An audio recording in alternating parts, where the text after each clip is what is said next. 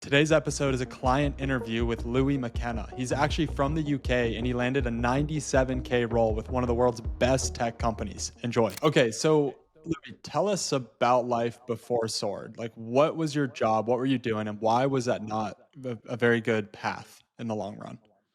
Yeah, absolutely. To say it pretty blankly, my path before Sword was it's practically a call center. It was quite long hours on the phone. Like at least we were targeted not on how many calls, but how many hours of calls we did, which is pretty crazy.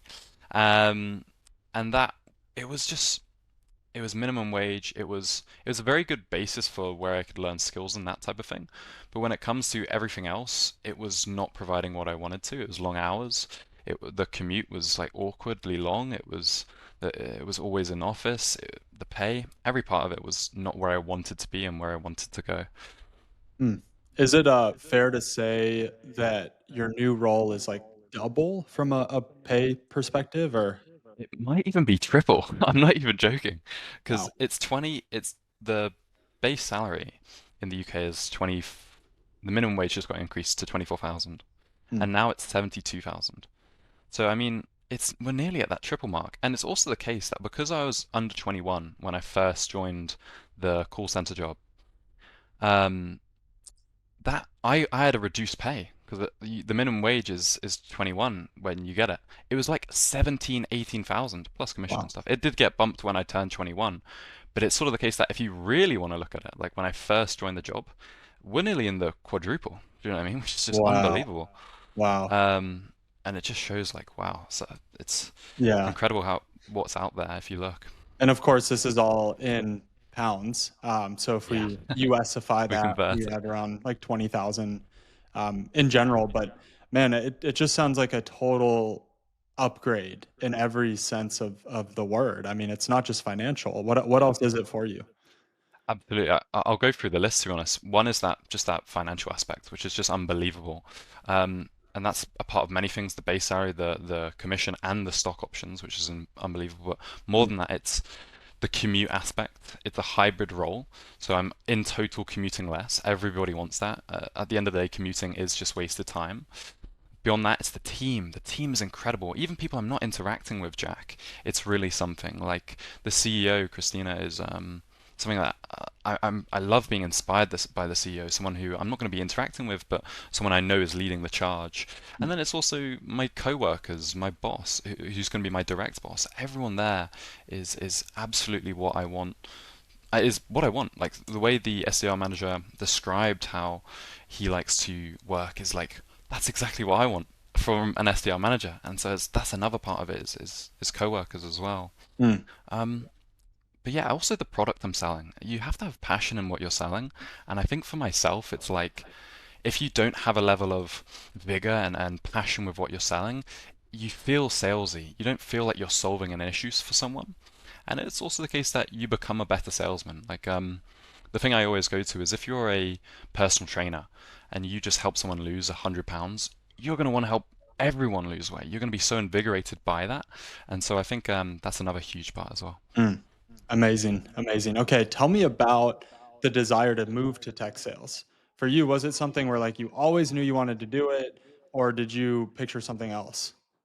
Yeah, absolutely. I think there's a sort of a path for myself, and the main angle, if to be completely honest, was what job aligns with my skill set and brings in the most revenue. And I think for myself, there was this like beautiful aligning of all the things there, Jack, where the skills I had was in sales and not a huge amount, but maybe there was some personal skills and some soft skills as well. And then there's also a little bit of interest in business. I've always been quite fascinated by that space. And so that then led me to be quite drawn to tech sales because obviously everybody knows there's pretty incredible salaries there. And so Mm. mixing that together, it was just really the only path for myself, Jack. I think there's a lot of people out there like you, Louis, who are at least were in your case like just Yeah, grinding in a call center, and you're literally. developing these amazing skill sets, but you're getting Yeah, paid the bottom of the rug for it. you literally. know? And so I think of so many people that are in, call centers, customer service roles. and you're just getting dumped on for no reason when you could be doing the same job in a more comfortable environment in tech sales, getting paid almost quadruple in your case.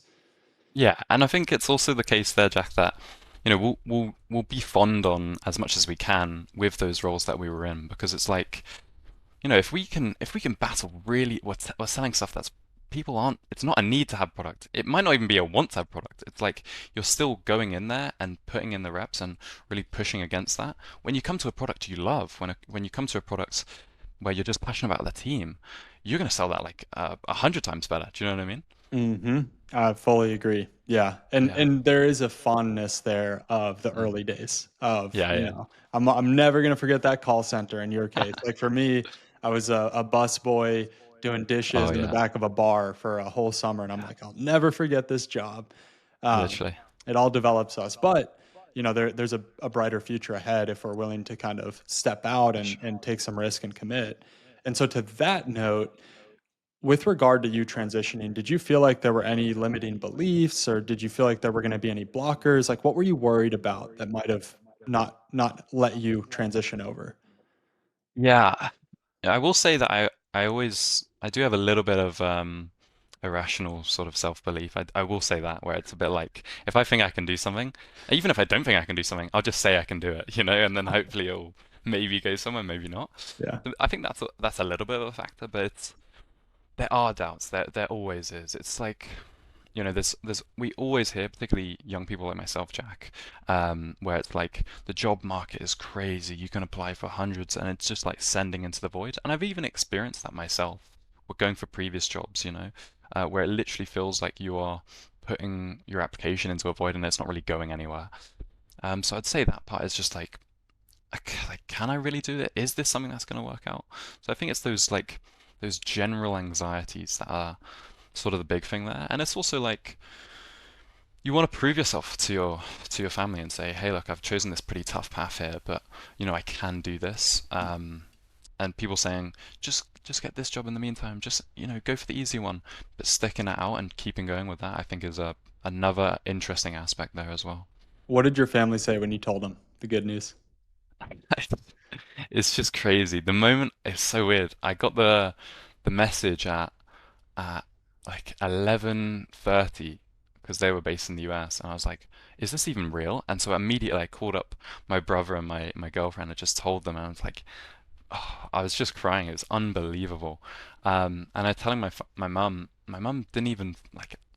I was with her as well. I didn't even think this was like real, like this was happening. So it really is that case there, where uh, you like it's just the jump. Like if we again go back to that 17K to 72K, it's like wow. Do you know what I mean? I'm now in Yeah. that top bracket, and it's not even in a braggadocious way. It's in like we can do this. This is for the Mm. family here. So yeah, that was like unbelievable, unbelievable.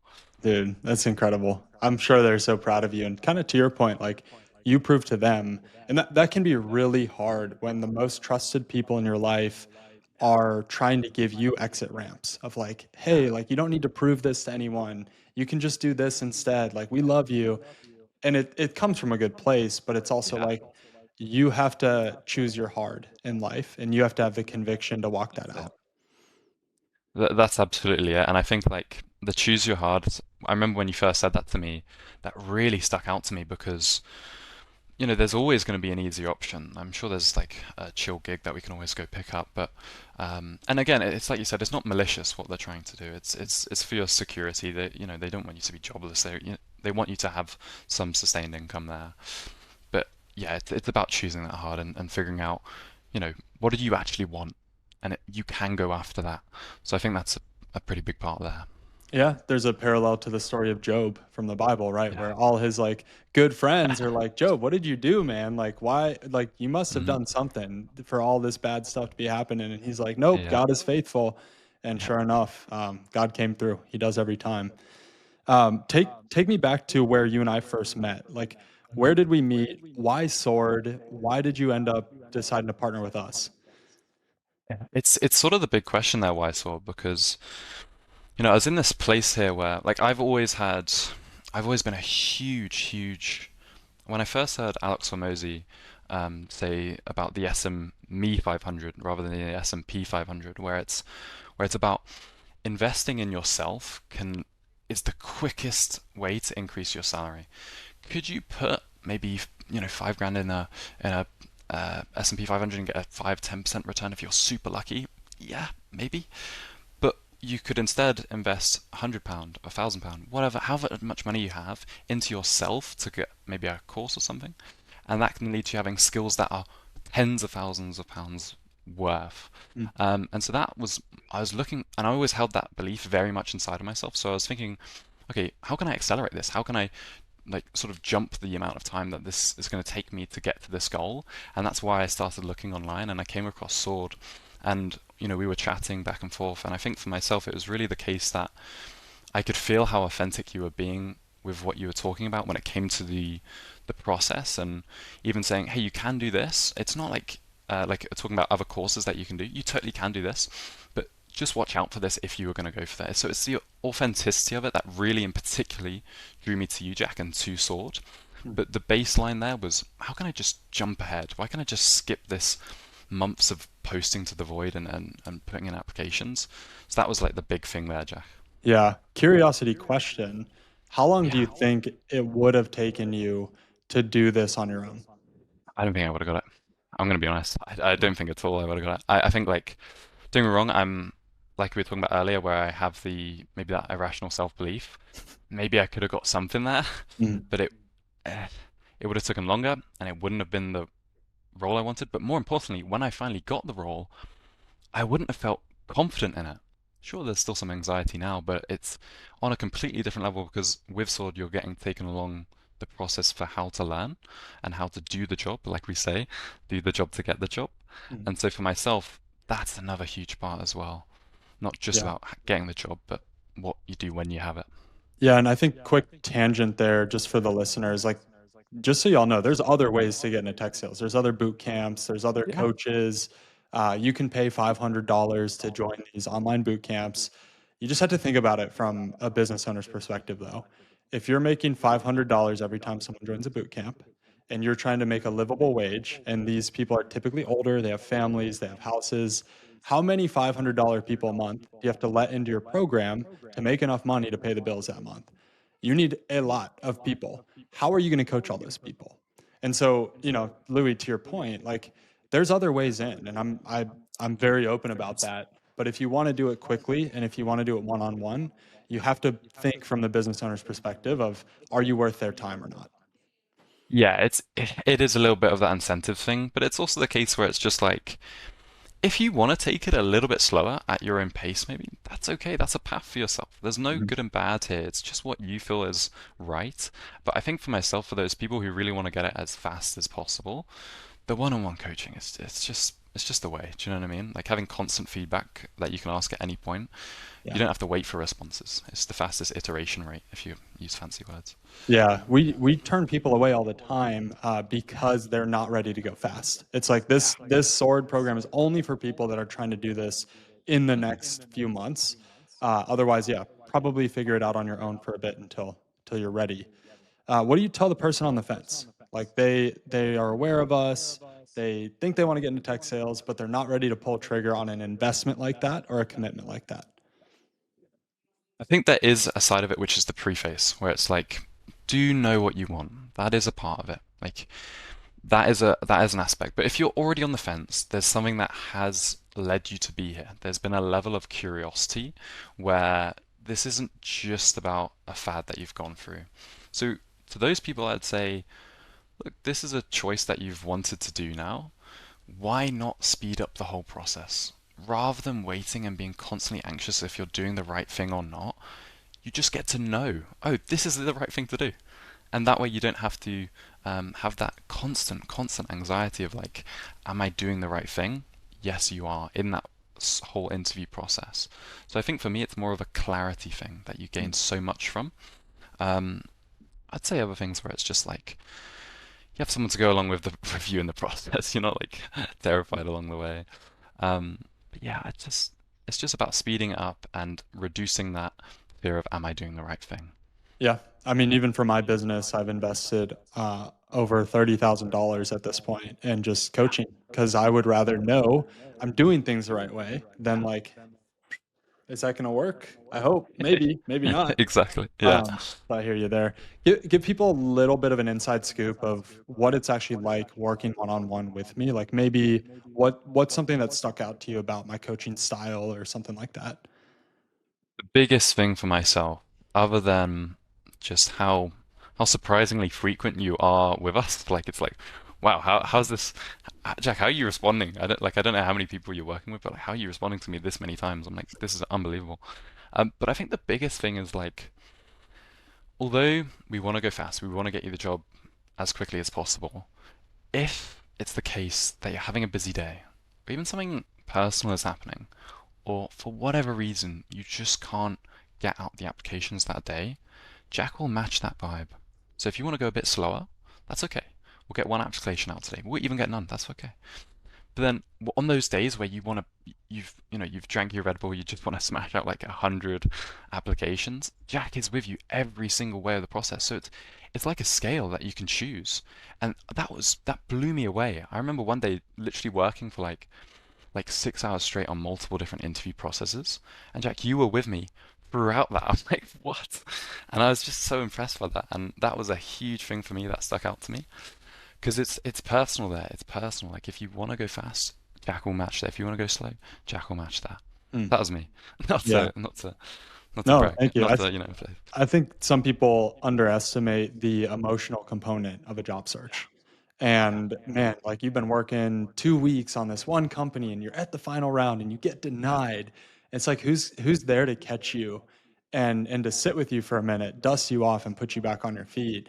Yeah. That's a very underestimated part of this process, but almost all of my clients go through it, where this is emotional and to do it alone can be really difficult.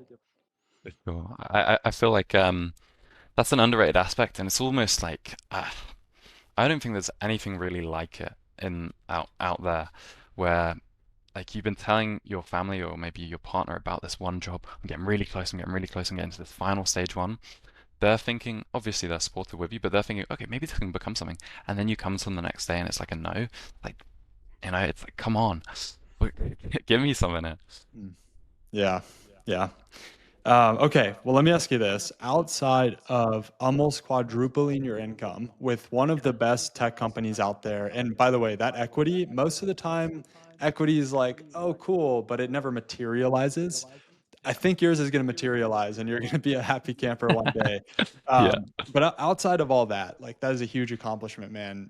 What are thank you you. most proud of personally accomplishing throughout this process? Ah, there is quite a lot, and I think one part of it is being strong throughout the process, like you were saying, you being there with myself, and also me keep on going.